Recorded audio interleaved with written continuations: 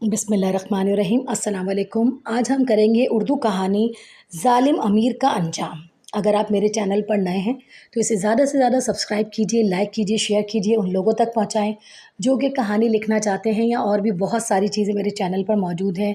मज़मून निगारी, खुलासा निगारी, मरकज़ी ख़याल, जैसा भी आप करना चाहें ज़रूर दूसरों को शेयर करें।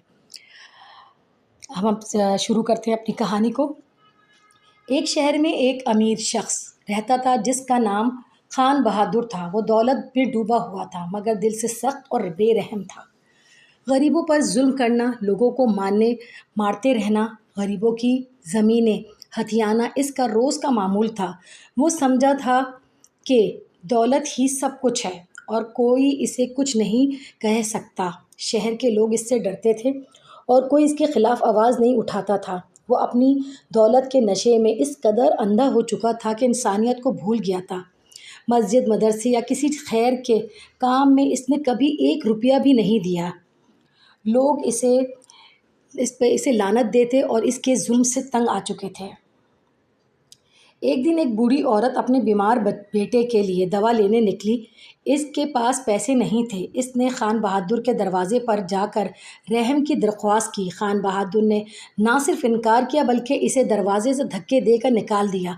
बूढ़ी औरत ने आसमान की तरफ हाथ उठाकर दुआ की, या अल्लाह, इस जुल्म से, इस जालिम से हमें निजात दे।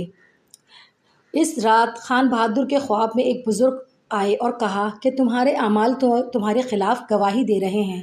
ख्वाब में से जागने के बाद भी खान बहादुर को नींद ना आई और दिल में एक अजीब सी बेचैनी छा गई।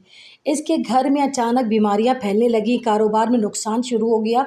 दौलत जो पहले पहाड़ की मानंद थी, रेत की मानंद बहने लग गई। चंद ही महीनों में खान बहादुर का महल बिक गया। नौकर छोड़कर चले गए। वो शख्स जो कल तक गुरूर और आसमान को छू रहा था, गुरूर इसका आसमान को छू रहा था, आज ज़मीन पर बेसहारा हो चुका था।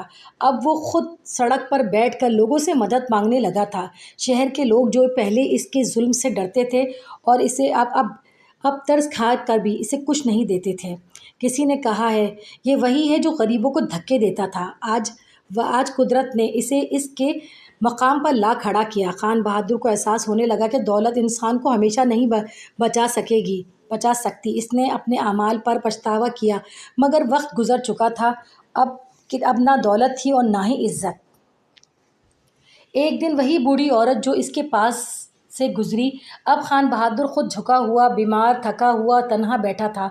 औरत ने पहचान लिया और रुक कर कहा, अल्लाह का इंसाफ कभी नहीं टलता, मगर जब होता है तो सबके सामने होता है। खान बहादुर की आंखों से आंसू निकल आए। वो कहने लगा, माँ, माफ़ कर दो अम्मा, मैंने बहुत जुल्म किए। औरत ने पास बुलाया और कहा, अल्लाह ताला तौबा कबूल करता है, बशर्ते के दिल से हो। अब खान बहादुर दिन रात तौबा करने लगा, गरीबों से माफ़ी मांगता, मगर जो नुकसान हो चुका था वो दोबारा ना लौट सका। इस कहानी से ये हमें सबक मिलता है कि जुल्म का अंजाम हमेशा बुरा होता है।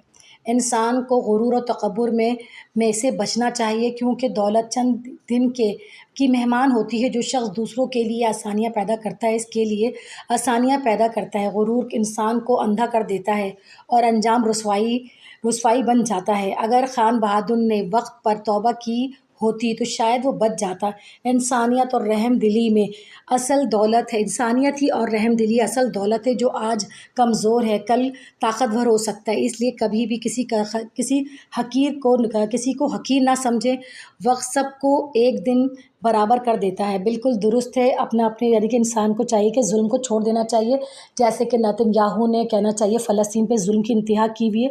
तो इंशाअल्लाह ताला हम लोग एक दिन ज़रूर देखेंगे कि इज़राइल का क्या अंजाम होगा। देखिएगा, आसमान से भी अल्लाह की तरफ से भी आफ़ात उतरेंगी और ज़मीन पर भी दुनिया इसका जीना हराम कर देगी इंशाअल्लाह ताला।